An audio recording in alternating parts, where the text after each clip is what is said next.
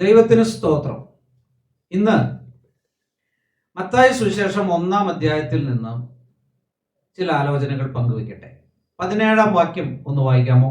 ഇങ്ങനെ തലമുറകളാകെ അബ്രഹാം മുതൽ ദാവീദ് വരെ 14, ദാവീദ് മുതൽ ബാബേൽ പ്രവാസത്തോളം 14, ബാബേൽ പ്രവാസം മുതൽ ക്രിസ്തുവിനോളം 14 ആകുന്നു.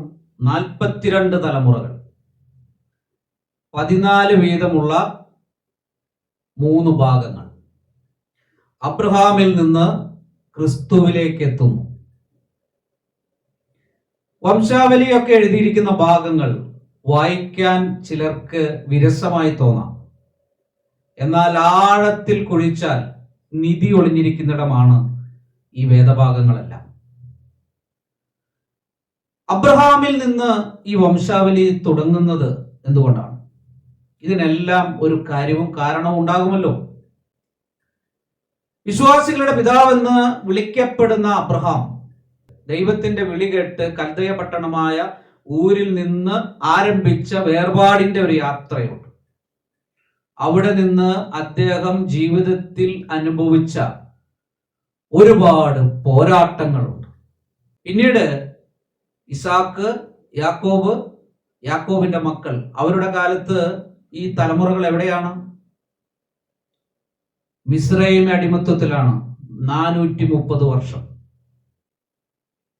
ദൈവം അത്ഭുതം പ്രവർത്തിച്ച് അവരുടെ കഷ്ടത കണ്ടവരെ വിടുവിച്ച് ചെങ്കടൽ കടത്തിയതിനു ശേഷം അവരെവിടെയാണ്? 40 വർഷം മരുഭൂമിയിൽ. ഇനി അത് കഴിഞ്ഞവർ കനാൻ ദേശത്തെത്തി. യോശുവ ഭരിക്കുന്ന കാലത്ത് 30-ലധികം രാജാക്കന്മാരോടാണ് യുദ്ധം നടത്തിയത്. അതിനു മുമ്പ് അബ്രഹാമിൽ നിന്ന് ദാവീദിലെത്തുന്ന കാര്യം പറയുന്നുണ്ടല്ലോ. രാജാക്കന്മാരുടെ ഭരണം ആരംഭിച്ച കാലത്ത് ദാവീദ് നടത്തിയ യുദ്ധങ്ങൾ എത്രയാണ്? അങ്ങനെ യുദ്ധങ്ങളുടെ, പ്രവാസങ്ങളുടെ നീണ്ട ഒരു യാത്രയായിരുന്നു അവരുടെ ജീവിതം. പിന്നീട് ദാവീദ് മുതൽ ബാബേൽ പ്രവാസത്തോളം 14, ബാബേൽ പ്രവാസത്തിൽ നിന്ന് ക്രിസ്തുവിനോളം 14.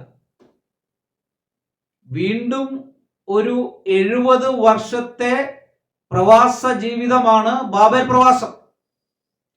സിയോനെ ഓർത്ത് കരഞ്ഞുകൊണ്ട് നദീതീരത്ത് അവരിരുന്ന കാലഘട്ടം, കഷ്ടതയുടെ കാലഘട്ടം. ഈ ബാബേൽ പ്രവാസം ദൈവജനത്തിന്റെ ജീവിതത്തിൽ ഏറ്റവും കൂടുതൽ അടയാളപ്പെടുത്തിയിട്ടുള്ള, അവർക്ക് മറക്കാൻ കഴിയാത്ത കാലഘട്ടമാണ് ബാബേൽ പ്രവാസ കാലഘട്ടം. അതുകൊണ്ടാണ് ഈ വാക്യത്തിൽ 2 തവണ ബാബേൽ പ്രവാസത്തെ കുറിച്ച് പരാമർശിച്ചിരിക്കുന്നത്. BC 587 ആരംഭിച്ചു. 517 വരെയുള്ള 70 വർഷം അവർ ആ പ്രവാസത്തിലായിരുന്നു. അതിനുശേഷം കുറച്ചുകൂടെ വർഷം കഴിയുമ്പോൾ എസ്ര, നെഹമ്യാവ്, മലാക്കി ഇവരുടെ കാലഘട്ടം, അർത്ഥശഷ്ടാവ് 1-ാമൻ പേർഷ്യ ഭരിച്ചിരുന്ന കാലഘട്ടത്തിൽ പഴയ നിയമ ഗ്രന്ഥം പൂർത്തിയാക്കപ്പെട്ടു. നെഹമ്യാവ് പേർഷ്യൻ രാജാവിന്റെ ഗവർണറായിരുന്ന കാലം മുതൽ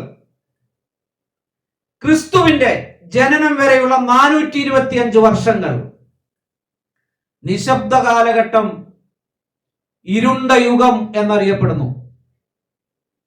മലാക്കി മുതൽ മത്തായി വരെ എന്നോ, മലാക്കി മുതൽ ക്രിസ്തു വരെ എന്നോ, അല്ലെങ്കിൽ പഴയ നിയമത്തിന്റെ അവസാനം മുതൽ പുതിയ നിയമത്തിന്റെ ആരംഭം വരെയുള്ള ഇന്റർ ടെസ്റ്റമെന്റൽ പീരീഡ് എന്ന് വിളിക്കുന്ന കാലഘട്ടം, ഈ കാലഘട്ടത്തെ ഇരുണ്ട യുഗം എന്നാണ് വിളിക്കുന്നത്. എന്ന് പറഞ്ഞാൽ അരുളപ്പാടുകൾ ഇല്ലാത്ത കാലഘട്ടം, വെളിച്ചമില്ലാത്ത കാലഘട്ടം. ക്രിസ്തുവിനോളം ഈ വംശാവലി തുടരേണ്ടതുണ്ട്. ഇനി നമുക്കൊരു വാക്യം കൂടെ വായിക്കാം. മത്തായി 1:11 നോക്കിയേ. യോശിയാവ് യൊഖന്യാവെയും അവന്റെ സഹോദരന്മാരെയും ബാബേൽ പ്രവാസകാലത്ത് ജനിപ്പിച്ചു. ബാബേൽ പ്രവാസകാലത്ത് ജനിപ്പിച്ചു. വംശാവലി തുടരുന്നത് കണ്ടോ? ഇനി അടുത്ത വാക്യം ഒന്ന് വായിച്ചേ, 12-ാം വാക്യം. ബാബേൽ പ്രവാസം കഴിഞ്ഞിട്ട് യൊഖന്യാവ് ശെയല്തീയേലിനെ ജനിപ്പിച്ചു. ശെയല്തീയേൽ സെരുബാബേലിനെ ജനിപ്പിച്ചു. ബാബേൽ പ്രവാസം കഴിഞ്ഞിട്ട്, ആദ്യം നമ്മൾ വായിച്ചു ബാബേൽ പ്രവാസ കാലത്ത്, പിന്നീട് വായിച്ചു, ബാബേൽ പ്രവാസം കഴിഞ്ഞിട്ട് ഏത് കാലത്തും ഈ വംശാവലിയുടെ രത്നരേഖ ക്രിസ്തുവിലെത്തുന്നത് വരെ അപങ്കുരം മുൻപോട്ട് പോകുന്നത് നമുക്ക് കാണാനായിട്ട് കഴിയും. ആർക്കും തടയാനാകാത്ത വിധത്തിൽ. സഭാപ്രസംഗിയിൽ നമ്മൾ വായിക്കുന്നത് പോലെ ജനിക്കാനും മരിപ്പാനും ഒരു കാലമുണ്ട്, നടുവാനും നട്ടത് പറിപ്പാനും ഒരു കാലമുണ്ട്, ചിരിപ്പാനും കരയാനും ഒരു കാലമുണ്ട്, കീറുവാനും തുന്നുവാനും ഒരു കാലമുണ്ട്. കാലമാണ് മാറുന്നത്, കർത്താവ് മാറുന്നില്ല. ദാവീദ് പറഞ്ഞില്ലേ, ഞാൻ യഹോവയെ എല്ലാ കാലത്തും വാഴ്ത്തും. മിസ്രയീം അടിമത്വകാലം മുതൽ ബാബേൽ പ്രവാസകാലം വരെയും അതിനുശേഷമുള്ള 425 വർഷത്തെ ഇരുണ്ട കാലഘട്ടത്തെയും അതിജീവിച്ചുകൊണ്ട് വംശാവലി രേഖ ക്രിസ്തുവിൽ വിജയകരമായി വന്നു നിൽക്കുന്നു. ദൈവത്തിന്റെ പദ്ധതികൾ എത്ര മഹത്തരമാണ്, ദൈവവചനം എത്ര സത്യമാണ്. കാലങ്ങൾ മാറി വരാം. നമ്മുടെ ജീവിതത്തിൽ പ്രയാസങ്ങളുടെ കാലങ്ങൾ ഉണ്ടാകാം, രോഗങ്ങളുടെ കാലങ്ങൾ ഉണ്ടാകാം. ഏത് കാലമായാലും ശരി, കാലങ്ങൾ മാറും, നമ്മുടെ കർത്താവ് മാറുകയില്ല. ദൈവനാമം വാഴ്ത്തപ്പെടുമാറാകട്ടെ.